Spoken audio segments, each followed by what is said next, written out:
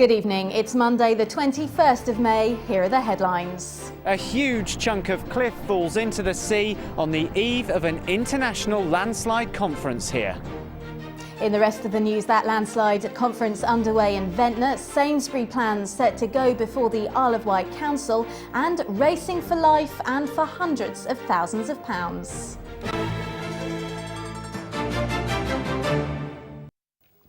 Welcome to Solent Tonight. There are fresh warnings today for people to steer clear of an island beach after a major and significant landslide at Whitecliff Bay near Bembridge. A large part of the cliff collapsed at Whitecliff Ledge at around midday on Saturday. A member of the public made a 999 call from a nearby cafe and coastguards were scrambled. Michael Coombs went to survey the area from a safe distance on Sunday and had this report. A new scene dominates the landscape of Bembridge as nature eats away at our fragile coastline. For now, all is calm, but officials say another landslide is imminent. At 12:30 on Saturday afternoon, people were enjoying the warm weather here. They had no idea what was about to happen. Well, we were just messing around on the beach, as you do, and I saw this round pebble, picked it up, and I said, "Oh, look at this." Just threw it, and just as I threw it, that precise moment, the whole lot came down. I said, "My God, what have I done?" But it's such a coincidence, you know, sort of the timing of it. And I shouted to these two, because they were standing there looking at the sea. I said, "Look!"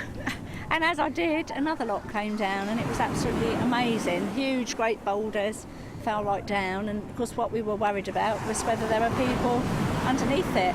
Luckily, no one was injured, but that didn't stop this couple taking a chance, walking just metres away from the edge of the cliff. At its height, even thermal imaging cameras were used from the Coast Guard helicopter India Juliet to search for anyone who may have been trapped. Stand on lifeboat, what's normal check, over? Solent, Culver Cliff landslip site, over. In the aftermath of the collapse, we joined Sandown and Shanklin Inshore Rescue Team to assess the extent of the landslide. It's believed between 700 and 800 tonnes of cliff face fell into the sea here, and officials say that just around the corner there's more cracks and they're going to go at any minute. And all of this happening just hours before a major international conference being held here to discuss the effects of climate change. Paul Spencer, who works in this nearby cafe, says it's the worst landslide he's seen here in over a decade. That's the largest amount that's come down. About 2 years ago, a small amount came down, certainly compared with that. And there's a little bit of erosion each year, you know, but you don't really notice it that much. But certainly that's the biggest lump that's ever come down. That's a huge lump. And people who were sunbathing here say it sort of vibrated all the way round. Yeah, they heard, my wife was in the kitchen, she heard the rumble. I was serving, so I was concentrating on something else, so I didn't hear or see it. Unfortunately, I missed the event of the year really from here, this point of view here, you know. Tonight, officials have issued a second warning, predicting of further landslides to come. These cracks perhaps offering a glimpse of why the cliff remains unstable. Michael Coombs for Solent Tonight in Bembridge. And as Michael touched on there, just hours after that landslide, leading world scientists have arrived in Ventnor for a 4-day conference about climate change and landslides. It's the third event of its kind to be held here, and it's being run by the Isle of Wight Council's Centre for the Coastal Environment. We'll have a full report on that conference in Wednesday's Solent Tonight. Plans to extend Newport's Sainsbury's supermarket have been approved by the Isle of Wight Council this evening. A committee of councillors voted in favour unanimously after discussing the scheme during a meeting in the council chamber at County Hall. Members of the planning committee were considering an application to develop the Foxes Road site, increasing the size of Sainsbury's town centre store by 42%. The Newport store's the national grocer's only island outlet, and the plans included a 26% increase in retail space.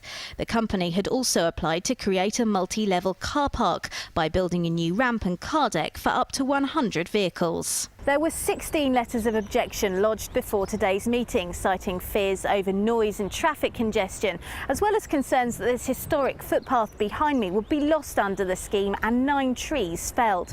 Now, the current Sainsbury's store was given planning permission in 1998, and Sainsbury's application said customer numbers would go up under the plans by 25%. The countryside group CPRE, though, has been pushing for refusal. The proposals came hot on the heels of the forthcoming expansion of Ryde's Tesco store, approved plans for a new supermarket in East Cowes, and the arrival of Lidl at the former Currys site in Newport. Planning officers had recommended conditional approval subject to a BAT survey, restrictions on opening and delivery times, and a £100,000 contribution towards highways and transport schemes. Lucy Morgan for Solent Tonight. 4 men arrested on suspicion of hunting a wild mammal with dogs have been told they won't be charged. The Crown Prosecution Service has written to the men after reviewing information passed to them by Hampshire Constabulary to tell them there's no realistic prospect of conviction. The men were arrested earlier this month by officers investigating an incident at Shepherd's Chine on the southwest coast of the island last November. A 41-year-old from Ryde, a 61-year-old and a 36-year-old from Newport and a 36-year-old from Ventnor were due to report back to police on the 24th of May, but have now been released from their bail conditions. A goose has been killed on a farm in Newport, prompting an investigation by Island Police. A large number of eggs, which had been due to hatch within the next 48 hours, were also destroyed near New Close Farm. The bird went missing from the farm on May the 12th before a farm worker found a trail of destruction. A stick, wooden mallet and rock were also discovered nearby. Police want to speak to anyone who may have been in the Nunnery Lane area and who may be able to help. Contact Newport Police Station on 0845 045 4545 or Crime Stoppers anonymously on 0800 555 111. Plans that developers say could result in the closure of a Ryde care home if they're not approved are being considered by the Isle of Wight Council's Planning Committee tonight.